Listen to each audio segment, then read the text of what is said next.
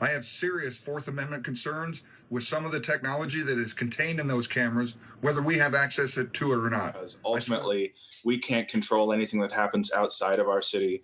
And if we're going to be using these cameras, we need to make sure that that data is as secure as we can possibly make it. And welcome back to Square Off. You won't find many issues that would bring together a right-wing Republican county sheriff and a left-wing Democratic Socialist member of the Tempe City Council. But that's what Flock surveillance cameras are doing. They've unified opponents who are shutting them down in communities across the state. So what are these cameras and what is the sudden uproar all about? Joining us is journalist Jared McDonald-Evoy of the Arizona Mirror. He's reported extensively on the technologies that governments use to watch us. Jared's also a really good follow on social media. You got a lot of great pics. Thanks for joining us. Thank you. Give us the basics. What do these cameras do, and why have they been around so long here in Arizona? So these cameras, what they do is they will videotape basically a car passing by, or maybe they're in a stationary area where cars will be like a parking lot, and the cameras will read the license plate on those cars, check it against a database of vehicles that maybe police are watching, or just store that data for later use for police to look through. And so what's police argument for having this technology? Police argue that this technology is really helpful for things like BOLOs, be on the lookouts for certain criminals, people with warrants. They say they use them in kidnapping and other crimes, because what they'll do is, say a crime happens in a location, they can go and check the ALPR camera and see what cars were going to and from that area, and then maybe find a suspect or confirm a suspect was there. And to be clear, these aren't like closed circuit cameras you might see in European cities that give you the whole street view. They're focused mainly on license plates and vehicles.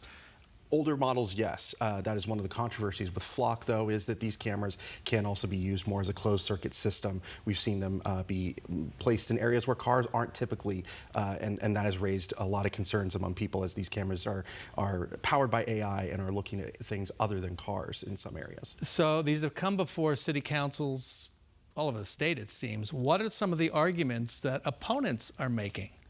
Opponents are making that this technology is, one, ripe for abuse. We've seen that from, here locally, we've had a few members of law enforcement who've been found that were using it to track family or track an ex or something like that. That's happened in a lot of other states as well. And so that's the big main concern among people, is that this is going to be abused. There aren't really any safeguards around it for that use of this technology. The other concern is that it is a Fourth Amendment violation, because it could be considered a reasonable search, because these cameras create a vast network across huge regions. Why is this all happening now, that this is suddenly before these councils and there's so many opponents? Well, Flock has made itself very strong and aggressive in its approach to getting into a lot of different areas. They've been in a lot of different cities. It's become a very visible piece of surveillance technology that a lot of people are seeing. Additionally, a lot of people are upset because this technology can be tapped into by federal law enforcement, like Immigrations and Customs Enforcement, or ICE, there's data sharing from, even if a law enforcement agency does not have Flock cameras, they could say, search the Flock database of another law enforcement agency in another state. And we heard that sound at the top of this segment, left wing, right wing united. What is bringing them together here? It seems that the united thing among the left, the right, independents on this issue is the fact that this technology is rather invasive. If you drive in certain cities in Arizona, you will see them at virtually every other corner. You'll see them in parking lots of private companies. Private companies also can own Flock. Lowe's and Home Depot both have contracts with Flock for these cameras in their parking lots. And retailers, when I go shopping at Lowe's, they're going to have my license plate. Correct, and even some HOAs are purchasing Flock cameras and using them for their whatever reasons they may see fit, to ensure that only certain residents are coming in. So this kind of mass surveillance network has really united a lot of different groups who all feel that it's very invasive. I think you say the words mass surveillance, you're not going to have many supporters. Correct. It's not a great brand. Now, some cops have lost their jobs over this. Supporters say, well, that's a good thing, because there are built-in safeguards. What are those What does that tell us? Well, some of those cops have been caught by people who get public records, people who dive into how Flock is used and find outliers in the data of an officer who maybe searched 800 plates in a day versus the 50 or so that maybe should be seen as normal. Some of these cases have been found internally by law enforcement. That's happened here when they went through on their own audit logs and found that they had law enforcement officers looking at plates that they shouldn't have or doing mass searches that they shouldn't have.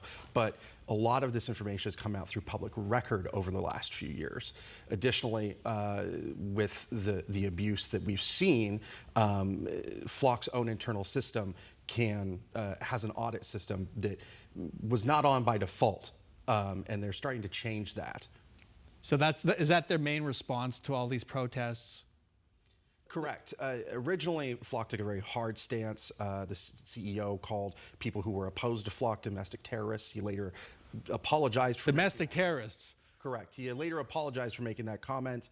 And now we're seeing Flock this week is kind of moving to add features to reform the system, enabling that audit system, allowing law enforcement to choose what they can and can't search for certain crimes, and also blocking other agencies from searching their database. However, all of that is voluntary, and it isn't something that the law enforcement agency has to do. So Flock they're not going away.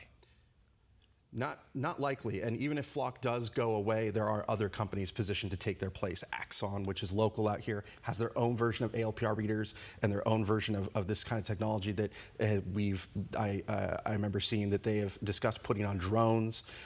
You have a lot of other companies that are in this space. Motorola is in this space as well. They provide Phoenix's cameras. Correct. Yeah. And Motorola's system, Vigilant Solutions, that they were connected with in the past has also had similar issues with Flock, where their system was found to be insecure. Flock's own system has also been found to be insecure. They were leaking data onto the open web at one point.